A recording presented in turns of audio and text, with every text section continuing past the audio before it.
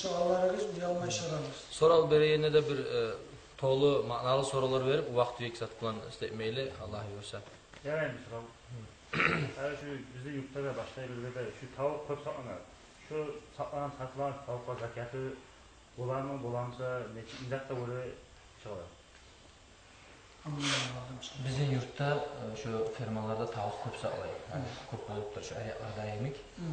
Ha şuna zakat çıkamsa şu tavuktan neçik çığa ile ne halde? Ha, zakatını sorayım. Canını satıp alasın da var. Sonra o stres, şulay. Gitçileri satıp alıp, gösterip satarsın. Zakat çığa onunla. Zakat çığa onunla.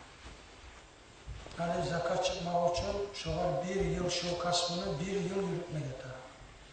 Bir yılın uzağına bölünmeyi şu kasmı yürüme yeter.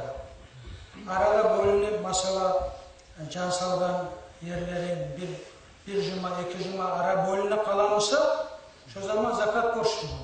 Bir de bölünmeyi mesela eki var salavan yerlerin bir aranınla bitkinde birisinde var. Böyle bölünmeyi tursa şu bir yılın uzağına şu zaman zakat çıkar şundan. Şu yılın ahırına seni ne çalacağın varsa yılın ahırına. Şunu bahalar, bahasından 2% yarım akçanı çıkarırsan zakat. Savdiye'nin Ha? Savdiye'nin hukmusu var. Savdiye'nin. Savdiye'nin hukmusu var. Neye Savdiye'nin hukmusu olmak için adam bizden satıp almakları satmak aslında. Hani sen ben sorarım ki canlı satıp alar mısınız diye. Siz onu satıp alarsınız satmak aslında. Şolay olduğunda şu Savdiye'nin hukmusu var. Bu da arı almıyor bu adamlarda yürüyen zat.